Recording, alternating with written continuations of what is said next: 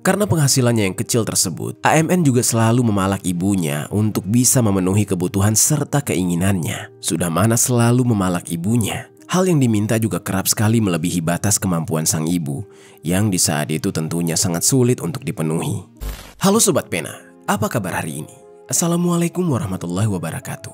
Hari ini kita akan kembali membahas kejadian-kejadian mengerikan, kisah nyata yang terjadi di muka bumi ini. Kisah yang begitu sadis sekaligus menyayat hati terjadi di Kapuas Hulu, Kalimantan Barat pada tahun 2024. Bercerita tentang seorang wanita parubaya yang mengalami nasib tragis. Dia tewas dan jasadnya ditemukan di dalam kondisi yang begitu mengenaskan di dalam sebuah rumah kosong. Yang mana rupanya aksi bengis tersebut ternyata dilakukan oleh anak korban sendiri hanya karena kesal tidak diberikan motor baru dan permintaannya untuk segera dinikahkan ditolak oleh korban. Sungguh tega dan benar-benar perbuatan yang sangat durhaka. Bagaimana cerita selengkapnya tentang kasus yang satu ini? Langsung saja kita bahas di Kata Pena.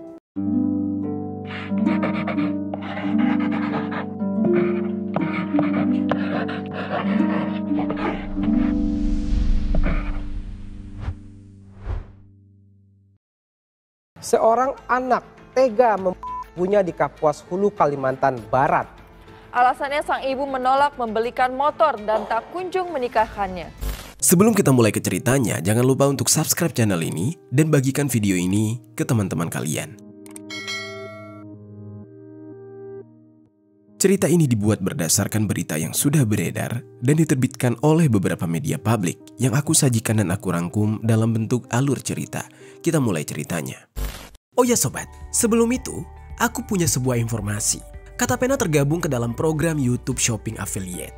Buat kalian yang ingin mencari barang-barang elektronik yang keren dan bagus dan juga murah, aku punya beberapa rekomendasi produk untuk kalian. Kalau kalian tertarik, langsung saja cek link produk di pojok kiri bawah untuk pembeliannya. Jadi sobat, di sebuah daerah di Kapuas Hulu, Kalimantan Barat, tepatnya di Desa Sungai Sena, Kecamatan Silat Hilir, ada seorang wanita parubaya yang saat itu usianya sudah mencapai 47 tahun berinisial SK. Mengenai latar belakang keluarganya tidak dijelaskan secara detail di media atau sumber informasi manapun, entah di mana keberadaan suaminya dan sudah berapa orang anaknya. Namun diketahui bahwa anaknya yang paling bungsu berinisial AMN yang usianya di saat itu sudah 23 tahun masih tinggal seatap dengan sang ibu. Mengenai aktivitas SK untuk memenuhi kebutuhan hidup mereka sekeluarga juga tidak diceritakan. Kendati demikian, diketahui bahwa keluarga mereka menjalani hidup dengan sangat sederhana, yang mana bisa untuk makan sehari-hari saja sudah syukur. Namun, jika menghadapi kondisi ekonomi keluarga yang sudah berat, rupanya ada yang lebih berat lagi, yaitu menghadapi kelakuan anaknya yang paling bungsu tersebut, yaitu AMN.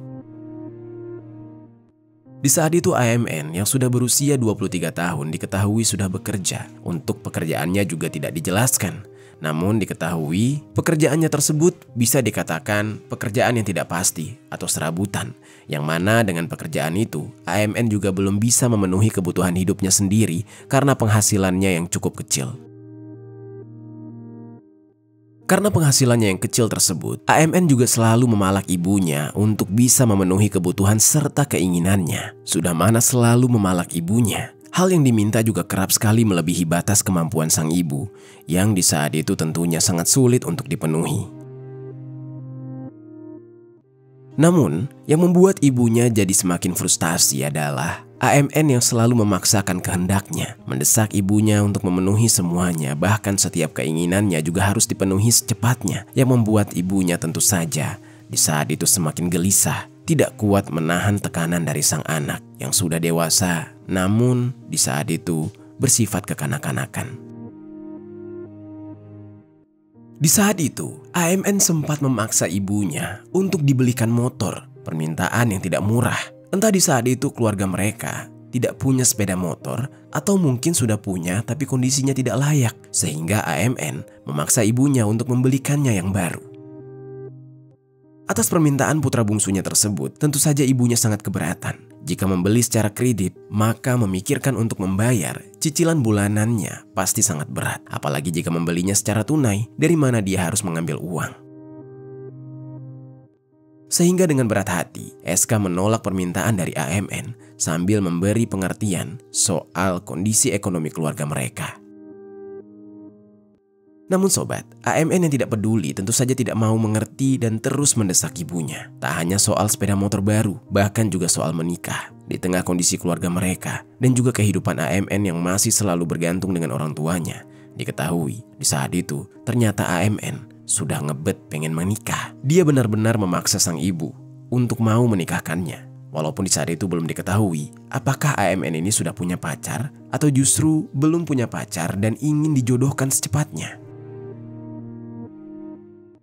Lalu sobat, sang ibu yang memikirkan soal kondisi putra mereka yang mana pekerjaannya saja belum stabil sehingga memungkinkan sekali jika memaksakan untuk menikah, keluarganya nanti juga akan mengalami kesulitan ekonomi seperti yang dirasakan oleh sang ibu. Mau dikasih makan apa anak orang? Mau dikasih makan apa istrinya nanti? Apalagi SK juga tahu betul sikap putranya yang belum siap menjadi kepala rumah tangga. Mengingat putranya tersebut belum bisa bertanggung jawab atas dirinya sendiri. Jika mengurus diri sendiri saja kesulitan dan masih bergantung kepada orang tua, lantas bagaimana dia bisa memimpin dan mengurus keluarganya nanti? Dari berbagai aspek, SK merasa putranya memang belum siap. Dan oleh karena itu, SK menolak permintaan putra bungsunya tersebut. Keputusan sang ibu yang enggan membelikannya motor dan juga menolak untuk menikahkannya ternyata membuat AMN sangat geram dan kecewa. Kecewanya dicampur oleh emosi. Hingga akhirnya emosinya memuncak terhadap sang ibu dan tepat pada hari Sabtu tanggal 14 Desember tahun 2024 sekitar pukul 21.00. Suasana malam hari yang begitu sunyi di Dusun Pelangi, Desa Sungai Sena, Kecamatan Silat Hilir, Kabupaten Kapuas Hulu, Kalimantan Barat, seketika pecah dengan keributan yang terjadi antara ibu dan putranya, yaitu SK dan AMN. Karena AMN di saat itu yang kesal terhadap ibunya yang tidak mau membelikannya motor, dan ibunya juga menolak untuk menikahkannya. SK yang juga sudah muak terhadap sikap putranya tersebut tidak bisa menahan diri untuk tidak menegurnya, yang mana kali ini tegurannya jauh lebih keras dari sebelumnya, sampai memicu emosi SK yang meledak-ledak di situasi yang sangat panas dan menegangkan tersebut. Entah di mana anggota keluarganya yang lain, apakah sedang pergi atau memang di saat itu kebetulan SK dan AMN hanya berdua saja di rumah. Jadinya pertengkaran tersebut tidak ada yang melerai. Perseteruan keduanya di malam itu terasa semakin sengit. Teguran ibunya benar-benar membuat AMN jadi sakit hati dan memicu emosinya semakin memuncak. Hingga di tengah perseteruan keduanya, AMN pun di saat itu menjadi gelap mata. AMN yang kesetanan kemudian pergi ke dapur, dan di dapur dia mencari alat yang bisa dia gunakan untuk melampiaskan emosinya kepada sang ibu. AMN yang di saat itu melihat di sekelilingnya, pandangannya tertuju pada sebuah kapak. Lantas dia ambil kapak tersebut dan dengan emosi yang semakin berapi-api, kapak tersebut dia genggam dengan kuat dan dia bawa dari dapur menuju ke tempat sang ibu berada. Sementara itu, ibunya melihat putranya pergi meninggalkannya di tengah pertengkaran. Dia berpikir, mungkin saja putranya ingin memberikan ruang pada diri mereka masing-masing untuk mencari ketenangan dan tidak emosi atas pertengkaran sengit mereka. Sehingga SK di saat itu juga mencoba menenangkan dirinya. Namun, betapa terkejutnya SK saat menyadari putranya sudah berdiri di belakangnya sambil menggenggam erat sebuah kapak. Yang kemudian, putranya tersebut dengan cepat menyerangnya dari belakang. Sabetan demi sabetan, bacokan demi bacokan, langsung mendarat di tubuh sang ibu dengan sangat kejam. Serangan yang begitu bengis dan brutal, AMN yang kesetanan seolah tidak menyadari wanita yang sedang dia serang secara membabi buta adalah ibu kandungnya sendiri yang selama ini merawatnya dengan penuh kasih sayang, bahkan memenuhi kebutuhan hidupnya sehari-hari. Atas serangan yang mengerikan tersebut, sang ibu terus berteriak minta ampun, berharap putra bungsunya mau mendengarkan dan menghentikan aksi brutalnya. Dia memohon-mohon sambil menangis. Namun alih-alih mau mendengarkan dan menghentikan aksinya, si putra bungsunya ini semakin bertindak brutal. Serangan demi serangan diterima oleh SK dan lantas membuat SK semakin lemah dan tidak berdaya. Cairan merah mengalir deras dari setiap luka yang menganga di tubuhnya. Dengan semua rasa sakit yang luar biasa tersebut, SK yang semakin lemah lantas benar-benar tidak bisa bergerak. Kebengisan putra bungsunya membuat SK sekarat. Perjalanan hidupnya yang selama ini begitu sulit karena kelakuan putra bungsunya harus berakhir juga di tangan putra bungsunya tersebut. Dia tewas meregang nyawa setelah dikapak berkali-kali. Di sisi lain, AMN yang melihat ibunya sudah tidak bergerak, terkapar dengan penuh cairan merah yang mengalir dari tubuh sang ibu. Dia berusaha mencerna apa yang baru saja dia lakukan atas aksi brutalnya, seolah dia tidak sadar sudah melakukan tindakan yang benar-benar mengerikan dan kejam. Ibunya di saat itu sudah dalam kondisi yang begitu mengenaskan. Tubuhnya tercabik-cabik. Lalu tibalah rasa takut menggerogoti pikiran AMN. AMN perlahan mencoba mendekati sang ibu, mencoba memeriksa keadaan ibunya, yang mana rupanya ibunya sudah tewas. Mengetahui jika ibunya sudah tewas, AMN semakin dilanda kepanikan. Apalagi jika aksi kejinya sampai diketahui oleh orang lain, pastinya dia akan menerima konsekuensi hukum.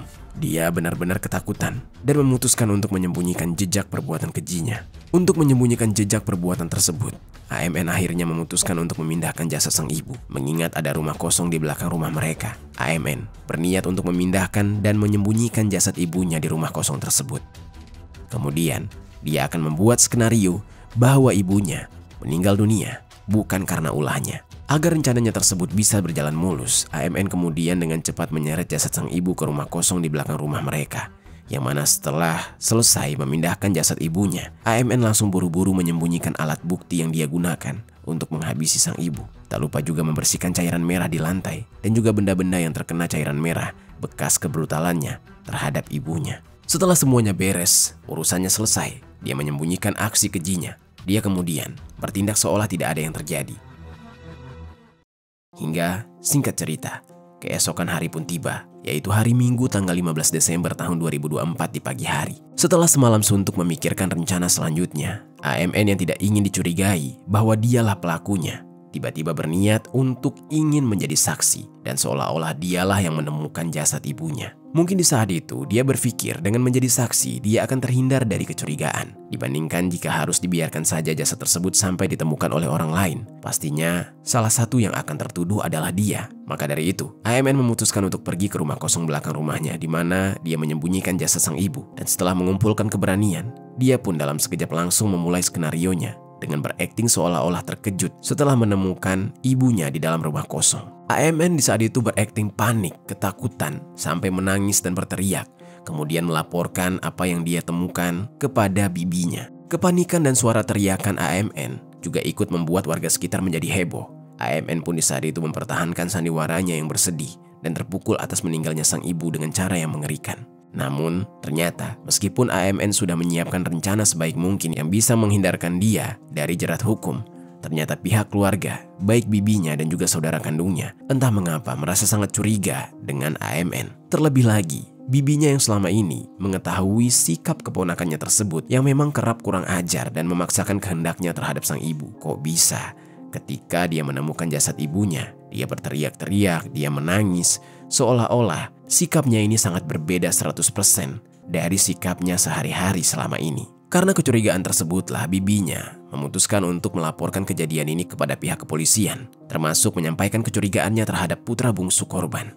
Dan atas laporan yang telah diterima, Polres Kapuas Hulu dan Polsek Silat Hilir dengan cepat melakukan investigasi untuk mengungkap fakta yang sebenarnya. Yang mana dari hasil penyelidikan yang dilakukan, polisi berhasil mengungkap fakta jika benar, ternyata dalang atas meninggalnya korban adalah putra bungsunya sendiri yang berakting seolah-olah dialah yang menemukan jasad korban. Dalam pemeriksaan yang dilakukan, polisi di saat itu menemukan dan mengamankan barang bukti berupa sebilah kapak, kain kerudung, dan beberapa barang lainnya. AMN pun juga berhasil diamankan tanpa perlawanan.